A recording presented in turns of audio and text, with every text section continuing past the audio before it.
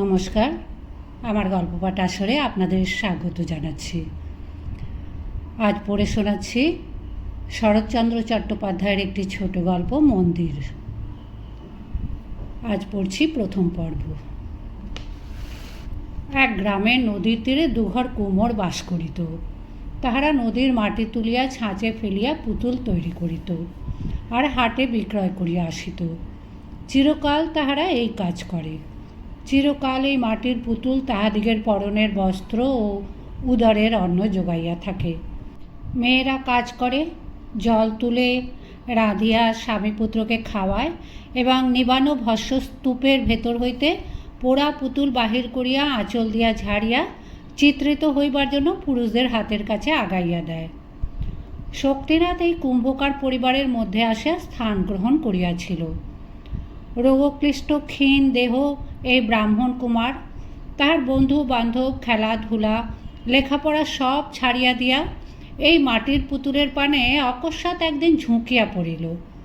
সে বাঁশের ছুরি ধুইয়া দিত, ছাঁচের ভেতর হইতে পরিষ্কার করিয়া মাটি চাঁচিয়া ফেলিত এবং উৎকণ্ঠিত অসন্তুষ্ট চিত্তে পুতুলের চিত্রাঙ্কন কার্য কেমন অসাবধানতার সহিত সমাধা হইতেছে তাহাই দেখিত। কালি দিয়া পুতুলের ভ্রু, চক্ষু, ওষ্ঠ প্রভৃতি লিখিত হইত। কোনোটার ভ্রু মোটা, কোনোটার আধখানা, কাহারও বা ওষ্ঠের নিচে কালির আঁচড় লাগিয়া থাকিত। শক্তিনাথ অধীর ঔৎসুক্যে আবেদন করিত, সরকার দাদা, অমন তাচ্ছিল্য করে আঁকছ কেন? সরকার দাদা অর্থাৎ কারিগর সস্নেহে হাসিয়া জবাব দিত, বামুন ঠাকুর, ভালো করে আঁকতে গেলে বেশি দাম লাগে, অত কে দেবে বলো? 1 পয়সার পুতুল তো আর 4 পয়সায় বিকবে না। এ সহজ কথাটার অনেক আলোচনা করিয়াও শক্তিনাথ আধখানা মাত্র বুঝিয়াছিল। 1 পয়সার পুতুল ঠিক পয়সায় বিকাইবে, তাহার ভ্রু থাকুক, আধখানা ভ্রু নাই থাকুক, 2 চক্ষু সমান অসমান যাই হোক, সেই 1 পয়সা।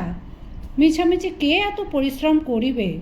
পুতুল কিনিবে বালক, 2 দণ্ড তাহাকে আদর করিবে, শোয়াইবে, বসাইবে, কোলে করিবে, তারপর ভাঙিয়া ফেলিয়া দিবে, এই তো। শক্তিনাথ বাটি হইতে সকালবেলা যে মুড়ি মুড়কি কাপড়ে বাঁধিয়া আনিয়াছিল তাহার ভুক্তাবশিষ্ট এখনও বাঁধা আছে। তাহাই খুলিয়া অতিশয় অন্যমনস্কভাবে চিবাইতে চিবাইতে, ছড়াইতে ছড়াইতে সে তাহাদের জীর্ণ বাটির প্রাঙ্গণে আসিয়া দাঁড়াইল। বাটিতে কেহ নাই। ভগ্নস্বাস্থ্য বৃদ্ধ পিতা জমিদার বাটিতে মদনমোহন ঠাকুরের পূজা করিতে গিয়াছেন। ভিজা আলো চাল, কলা, মূলা প্রভৃতি উৎসর্গীকৃত নৈবেদ্য আর বাঁধিয়া আনিবেন, তাহার পর পাক করিয়া পুত্রকে খাইবেন, নিজেও খাইবেন। বাড়ির উঠান কুঁত ফুল, করবী ফুল ও শেফালি ফুল গাছে পূর্ণ। গৃহলক্ষ্মীহীন বাটিটার সর্বত্রই জঙ্গল। কিছুতে শৃঙ্খলা নাই, কাহারও পারিপাট্য নাই। বৃদ্ধ ভট্টাচার্য মধুসূদন কোনোরূপে দিনপাত করেন। শক্তিনাথ ফুল পাড়িয়া, ডাল নাড়িয়া, পাতা ছিঁড়িয়া উঠানময় অন্যমনস্কভাবে ঘুরিয়া বেড়াইতে লাগিল। প্রতিদিন সকালবেলা শক্তিনাথ কুমোর বাড়ি যায়। আজকাল সে পুতুলে রং দিবার অধিকার পাইয়াছে। তাহার সরকার দাদা সযত্নে সবচেয়ে ভালো পুতুলটা তাহাকে বাছিয়া দিয়া বলে, নাও দাদা ঠাকুর, তুমি চিত্তির করো।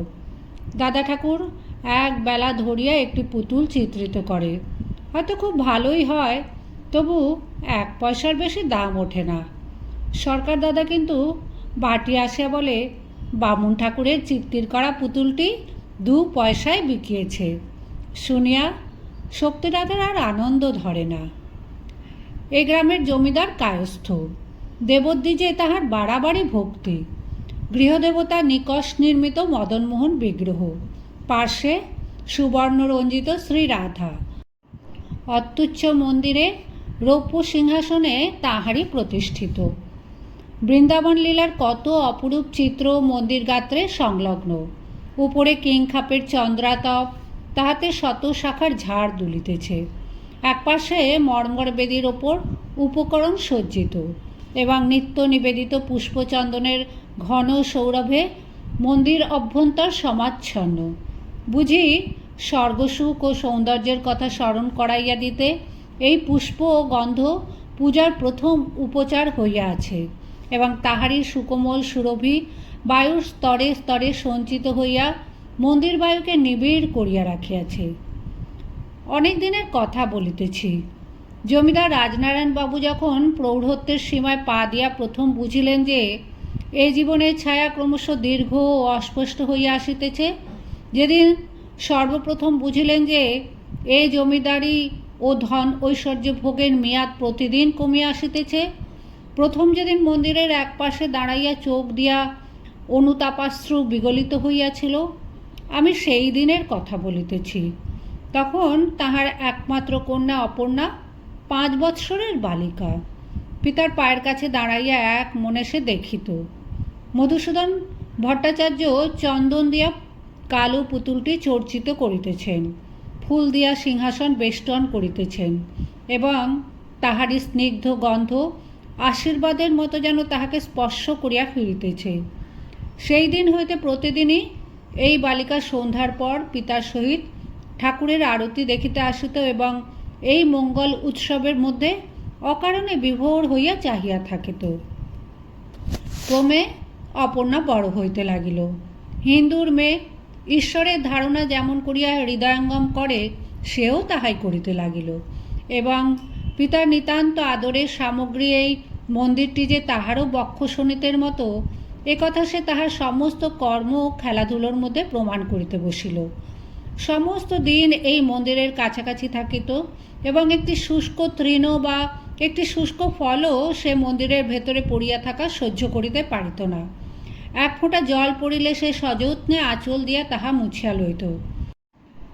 রাজনারায়ণবাবুর দেবনিষ্ঠা লোকে বাড়াবাড়ি মনে করিত, কিন্তু অপর্ণার দেব সেবা পরায়ণতা সে সীমাও অতিক্রম করিতে উদ্যত হইল। সাবেক পুষ্পপাত্রে আর ফুল আঁটে না, একটা বড় আসিয়াছে। চন্দনের পুরাতন বাটিটা বদলাইয়া দেওয়া হইয়াছে। ভোজ্য ও নৈবেদ্যের বরাদ্দ ঢের বাড়িয়া গিয়াছে। এমনকি নিত্য নূতন ও নানাবিধ পূজার আয়োজন ও তাহার নিখুঁত বন্দোবস্তের মাঝে পড়িয়া বৃদ্ধ পুরোহিত পর্যন্ত শশব্যস্ত হইয়া উঠিলেন। জমিদার রাজনারায়ণবাবু এসব দেখিয়া শুনিয়া ভক্তি স্নেহে গাঢ়স্বরে কহিতেন, ঠাকুর আমার ঘরে তাহার নিজের সেবার জন্য লক্ষ্মীকে পাঠাইয়া দিয়াছেন, তোমরা কেহ কিছু বলিও না। যথাসময়ে অপর্ণার বিবাহ হইয়া গেল। মন্দির ছাড়িয়া এইবার যে তাহাকে অন্যত্র যাইতে হইবে, এই আশঙ্কায় তাহার মুখের হাসি অসময়ে শুকাইয়া গেল। দিন দেখানো হইতেছে তাহাকে শ্বশুরবাড়ি যাইতে হইবে।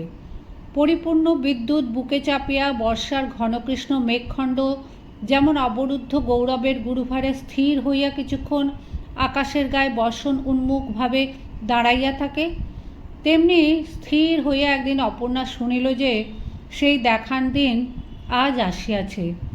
সে পিতার নিকট গিয়া কহিল, বাবা, আমি ঠাকুর সেবার যে বন্দোবস্ত করিয়া গেলাম তাহা যেন অন্যথা না হয়। বৃদ্ধ পিতা কাঁদিয়া বলিলেন, তাই তো মা, না, অন্যথা কিছুই হবে না। অপর্ণা নিঃশব্দে চলিয়া আসিল। তাহার মা নাই, সে কাঁদিতে পারিল না। বৃদ্ধ পিতার দুচোখ ভরা জল, সে রোধ করিবে কি করিয়া? তাহার পর যোদ্ধা যেমন করিয়া তাহার ব্যথিত ক্রন্দন উন্মুখ বীর হৃদয় পৌরুষ শুষ্ক হাসিতে চাপা দিয়া তাড়াতাড়ি অশ্বে আরোহণপূর্বক চলিয়া যায়, তেমনি করিয়া অপর্ণা শিবিকারোহণে গ্রাম ত্যাগ করিয়া অজানা কর্তব্যের শাসন মাথা পাতিয়া লইয়া চলিয়া গেল। নিজের উচ্ছ্বসিত অশ্রু মুছিতে গিয়া তাহার মনে পড়িল, পিতার অশ্রু মুছাইয়া আসা হয় নাই। তাহার নিজের হৃদয় কাঁদিয়া কাঁদিয়া ক্রমাগত তাহার কাছে যেন কত নালিশ করিতে লাগিল। একে তাহার হৃদয় শত ব্যথায় বিদ্ধ, তাহার পর কোথায় কোন গ্রামান্তরে মন্দির হইতে যখন সন্ধ্যার শঙ্খ ঘণ্টা বাজিয়া উঠিল, তখন সেই আজন্ম পরিচিত আরতির আহ্বান শব্দ তাহার কানের ভেতর দিয়া মর্মে নৈরাশ্যের হাহাকার বহন করিয়া আনিল। ছটফট করিয়া অপর্ণা শিবিকার দ্বার উন্মোচন করিয়া ফেলিল এবং সন্ধ্যার অন্ধকারের ভেতর দিয়া দেখিতে লাগিল এবং ছায়া নিবিড় একটা উচ্চ দেবদারু শিখায় একটা পরিচিত মন্দিরের সমুন্নত চূড়া কল্পনা করিয়া সে উচ্ছ্বসিত আবেগে কাঁদিয়া উঠিল। তাহার শ্বশুরবাটির একজন দাসী পেছনেই চলিয়া আসিতেছিল। সে তাড়াতাড়ি কাছে আসে কহিল, ছি বৌমা, অমন করে কি কাঁদতে আছে মা? শ্বশুর ঘর কে না করে। অপর্ণা দুই হাতে মুখ চাপিয়ার রোদন নিবারণ করিয়া পালকির কবাট বন্ধ করিয়া দিল। ঠিক সেই সময়টিতেই মন্দিরের ভেতর দাঁড়াইয়া পিতা রাজনারায়ণ মদনমোহন ঠাকুরের পাশে ধূপ ধুনার ধুমে ও চক্ষু জলে অস্পষ্ট একখানি দেবী মূর্তির অনিন্দ সুন্দর মুখে প্রিয়তমা দুহিতার মুখচ্ছবি নিরীক্ষণ করিতেছিলেন। অপর্ণা স্বামী গৃহে, সেথায় তাহার ইচ্ছাহীন স্বামী সম্ভাষণের ভেতর এতটুকু আবেগ, এতটুকু চাঞ্চল্যও প্রকাশ পাইল না। প্রথম প্রণয়ের স্নিগ্ধ সংকোচ, মিলনের সলজ্জ উত্তেজনা কিছুই তাহার ম্লান চক্ষু দুটির পূর্বদীপ্তি ফিরাইয়া আনিল না। প্রথম হইতে স্বামী ও স্ত্রী দুজনেই যেন পরস্পরের কাছে কোনো দুর্বোধ্য অপরাধে অপরাধী হইয়া রহিল, এবং তাহারই ক্ষুব্ধ বেদনা কুল প্লাবিনী উচ্ছ্বসিতা তটিনীর ন্যায় একটা দুর্লঙ্ঘ ব্যবধান নির্মাণ করিয়া বহিয়া যাইতে লাগিল। একদিন অনেক রাত্রে অমরনাথ ধীরে ধীরে ডাকিয়া কহিল, অপর্ণা, তোমার এখানে থাকতে কি ভালো লাগে না? অপর্ণা জাগিয়া ছিল, বলিল, না। বাপের বাড়ি যাবে? যাব। কাল যেতে চাও? চাই। ক্ষুব্ধ অমরনাথ জবাব শুনিয়া অবাক হইয়া গেল। কিছুক্ষণ চুপ করিয়া থাকিয়া বলিল, আর যদি যাওয়া না হয়? অপর্ণা কহিল, তাহলে যেমন আছি তেমনই থাকব। আবার কিছুক্ষণ দুজনেই চুপ করিয়া থাকিল। অমরনাথ ডাকিল, অপর্ণা। অপর্ণা অন্যমনস্কভাবে বলিল, কি? আমাকে কি তোমার কোনো প্রয়োজন নাই? অপর্ণা গায়ের কাপড় চোপড় সর্বাঙ্গে বেশ করিয়া টানিয়া দিয়া স্বচ্ছন্দে শুইয়া বলিল, ওসব কথায় বড় ঝগড়া হয়, ওসব কথা বলো না।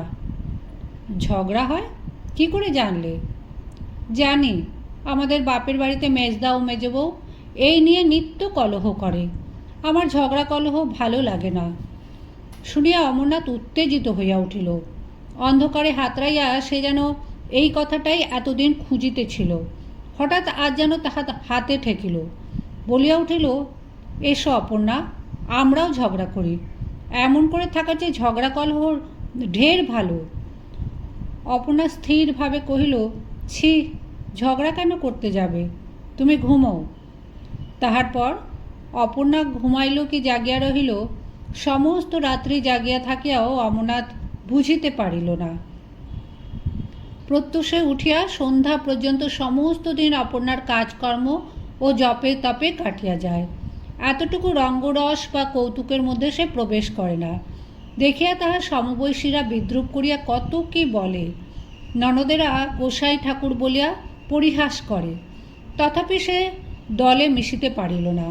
কেবলই তাহার মনে হইতে লাগিল দিনগুলা মিছা কাটিয়া যাইতেছে, আর এই অলক্ষ্য আকর্ষণে তাহার প্রতি শোণিতবিন্দু সেই পিতৃপ্রতিষ্ঠিত মন্দির অভিমুখে ছুটিয়া যাইবার জন্য পূর্ণিমার উদ্বেলিত সিন্ধু বাড়ির মতো হৃদয়ের কূলে উপকূলে অহরহ আছড়াইয়া পড়িতেছে।